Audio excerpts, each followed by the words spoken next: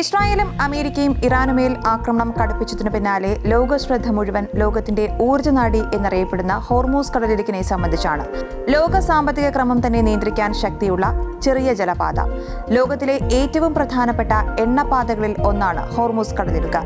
ഏകദേശം 167 കിലോമീറ്റർ നീളമുള്ള ഹോർമൂസ് കടലിടുക്ക് വടക്കൻ ഇറാനും തെക്ക് ഒമാൻ UAEക്കുമിടയിലാണ് സ്ഥിതി ചെയ്യുന്നത്. ആഗോള ചരക്ക് ഗതാഗതത്തിന്റെ 20% ഈ പാത വഴിയാണ് നടക്കുന്നത്.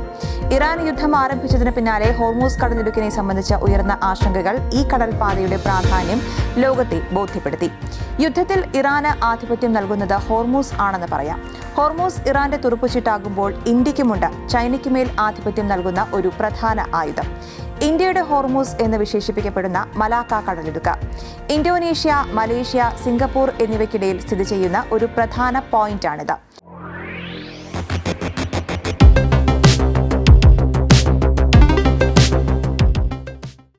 ഇന്ത്യൻ മഹാസമുദ്രത്തെയും പസഫിക് സമുദ്രത്തെയും ബന്ധിപ്പിക്കുന്ന പാത. തെക്കുകിഴക്കൻ ഏഷ്യയിലെ 800 കിലോമീറ്റർ നീളമുള്ള അതിനിർണായകമായ ഒരു ജലപാത. ലോകത്തിലെ ഏറ്റവും തിരക്കേറിയ കപ്പൽ പാതകളിൽ ഒന്നാണ് മലാക്ക. ഹോർമൂസ് പാത വഴി ആഗോള വ്യാപാരത്തിന്റെ 20% നടക്കുന്നതെങ്കിൽ മലാക്ക വഴി നടക്കുന്നത് 30%-ലധികമാണ്.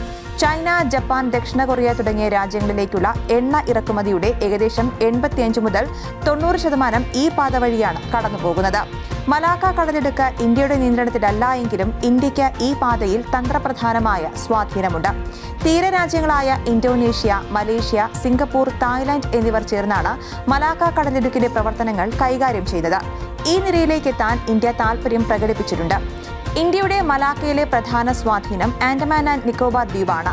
മലാക്ക ഇന്ത്യൻ വൻകരയിൽ നിന്ന് വളരെ അകലെയാണുള്ളതെങ്കിലും ഇന്ത്യയുടെ നിക്കോബാർ ദ്വീപുകളുടെ തെക്കേ അറ്റത്തിന് ഇന്തോനേഷ്യയിൽ നിന്ന് ഏകദേശം 150 കിലോമീറ്റർ മാത്രമാണ് അകലം. പടിഞ്ഞാറ് നിന്ന് മലാക്ക കടലിടുക്കിലേക്ക് പ്രവേശിക്കുന്ന കപ്പലുകൾ ഇന്ത്യയുടെ ഗ്രേറ്റ് നിക്കോബാർ ദ്വീപിനും ഇന്തോനേഷ്യയിലെ സുമാത്രയ്ക്കും ഇടയിലുള്ള 6 ഡിഗ്രി ചാനൽ വഴിയാണ് കടന്നുപോകേണ്ടത്. ഇവിടെയാണ് ഇന്ത്യക്ക് തന്ത്രപ്രധാനമായ സ്വാധീനമുള്ളത്. ആൻഡമാൻ നിക്കോബാർ ദ്വീപ് ആസ്ഥാനമായാണ് ഇന്ത്യയുടെ ഏക ട്രൈ സർവീസ് കമാൻഡ് പ്രവർത്തിക്കുന്നത്. ഇവിടെ നിന്ന് ഇന്ത്യക്ക് മലാക്ക കടലിടുക്കിലെ കപ്പൽ ഗതാഗതം നിരീക്ഷിക്കുവാനും ട്രാക്ക് ചെയ്യുവാനും വേണ്ടിവന്നാൽ ഗതാഗതം തടയാനും നിഷ്പ്രയാസം സാധിക്കും.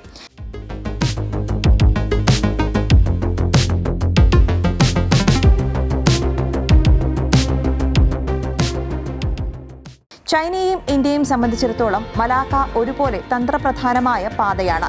ചൈന രാജ്യത്തിന്റെ ആവശ്യത്തിനായുള്ള എണ്ണ ഇറക്കുമതിയുടെ 93% എണ്ണയും ഇറക്കുമതി ചെയ്യുന്നത് ഗൾഫ് രാജ്യങ്ങളിൽ നിന്നാണ്. ഈ എണ്ണ കൊണ്ടുപോകുന്നത് ശ്രീലങ്കയെ ചുറ്റിപ്പറ്റി നിക്കോബാർ ദ്വീപിനടുത്തുകൂടി മലേഷ്യയ്ക്കും ഇന്തോനേഷ്യയ്ക്കും ഇടയിലുള്ള മലാക്ക കടലിടുക്കിലൂടെയാണ്. ചൈനയിലെ സിൻഗാങ് തുറമുഖത്തേക്കാണ് ഈ കപ്പലുകൾ എത്തുന്നത്. ചൈന ഇന്ത്യക്കെതിരെ ഒരു സൈനിക നടപടിക്ക് എപ്പോഴെങ്കിലും മുതിർന്നാൽ മലാക്ക കടലിടുക്കിനെ നിയന്ത്രിക്കാനുള്ള ശേഷി കൈവരിക്കുന്നത് ഇന്ത്യക്ക് തന്ത്രപരമായ നേട്ടമായിരിക്കുമെന്നാണ് വിലയിരുത്തപ്പെടുന്നത്. ഈ പാതയുടെ ഏറ്റവും ഇടുങ്ങിയ സ്ഥലത്ത് 2.7 കിലോമീറ്റർ മാത്രമാണ് വീതി. ഈ പാത തടസ്സപ്പെട്ടാൽ ചൈനയുടെ വ്യാവസായിക സൈനിക മേഖലയിൽ കടുത്ത ഊർജ്ജ പ്രതിസന്ധിയാകും അനുഭവപ്പെടുക. മലാക്ക കടലിടുക്കിന്റെ പടിഞ്ഞാറൻ പ്രവേശന കവാടത്തിലാണ് ആൻഡമാൻ നിക്കോബാർ ദ്വീപുകൾ.